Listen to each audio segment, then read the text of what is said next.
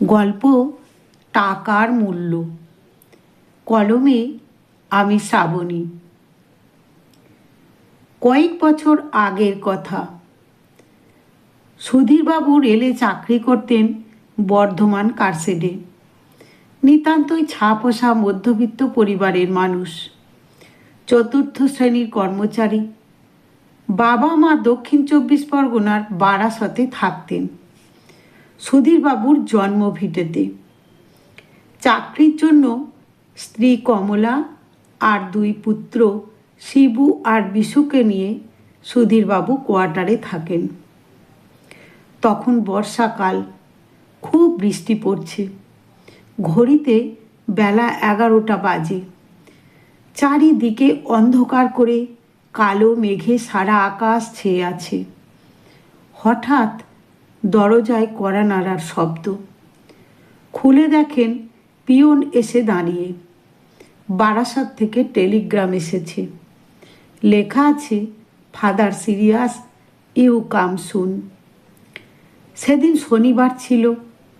সুধীরবাবু তখনও অফিসে। ওনার স্ত্রী প্রতিবেশীর এক ছেলে মারফত খবর পাঠান। কিংকর্তব্য বিমূঢ় হয়ে তিনি অফিস থেকে ফিরে এলেন। কি করবেন ভাবছেন, এমন সময় কলম্যান আসে অফিস থেকে। সে বলে, একজন কর্মচারী ইঞ্জিনে কাজ করতে গিয়ে বিরাট পাখায় হাত ঢুকে গিয়ে কেটে গেছে। তাকে আবার এক্ষুনি অফিসে যেতে হবে। ভাগ্যের কি পরিহাস! অসহায় কর্তব্যরত সরকারি কর্মচারী সুধীরবাবু।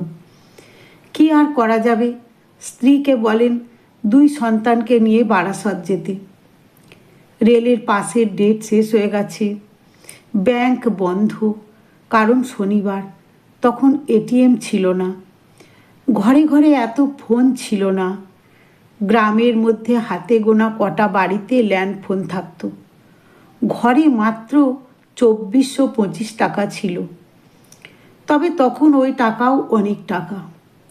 ওই টাকা নিয়ে 2 ছেলের হাত ধরে কমলা রওনা দিলেন বারাসতের পথে। বর্ধমান স্টেশনে এসে দাঁড়াতেই মুষলধারে বৃষ্টি নামল। তখন বেলা 2টোর সময় একটা ট্রেন একেবারে শিয়ালদা যেত। ট্রেনে ভিড় খুব কম, চালের বস্তা ভর্তি। সেই ট্রেনে বসতেই ট্রেন ছেড়ে দিল। কয়েকটি স্টেশনে যাওয়ার পর ট্রেন দাঁড়িয়ে গেল। শিয়ালদা আসতে দেরি আছে। সবাই চিন্তিত। কমলারও খুব চিন্তা হচ্ছে। ওদিকে শ্বশুরমশাই কেমন আছেন জানা নেই। এদিকে ট্রেন কখন পৌঁছাবে কে জানে। এই মতো অবস্থায় কমলার ছোট ছেলে শিবুর খুব টয়লেট পায়। কমলা বিশুকে বলে ব্যাগটা দেখতে, আর সে নিজে শিবুকে টয়লেট করাতে গেটের কাছে নিয়ে যায়। ফিরে এসে দেখে তার ব্যাগটি নেই। কোনো একটা স্টেশন ছেড়ে ট্রেন চলেছে। চড়ে ব্যাগটি চুরি করে নেমে চলে গেছে। আর কমলা অথই জলে পড়ল, নিঃসম্বল কপর্দক্ষিণ। সে অনেক খোঁজাখুঁজি করেও কোনো হদিস করতে পারল না। এবার কোনো মতে রাত 9:30টার সময় ট্রেন শিয়ালদায় পৌঁছালো। একটি টাকাও হাতে নেই। 2 ছেলের খিদে পেয়েছে, খাবার চোখের সামনে, কিন্তু টাকার অভাবে কিনে দিতে পারছে না। সাউথ স্টেশনে এসে কমলার মাথায় আকাশ ভেঙে পড়ে। প্রকৃতিও তখন তুমুল শব্দে বৃষ্টির ফোঁটা হয়ে ঝরে পড়ছে। এমন সময় মাইকে ঘোষণা হচ্ছে, পার্ক সার্কাসে লাইনে জল দাঁড়িয়ে গেছে বলে দক্ষিণের সব ট্রেন বাতিল করা হলো। কপর্দকহীন এক মা তার সন্তানদের নিয়ে অথই জলে পড়ল।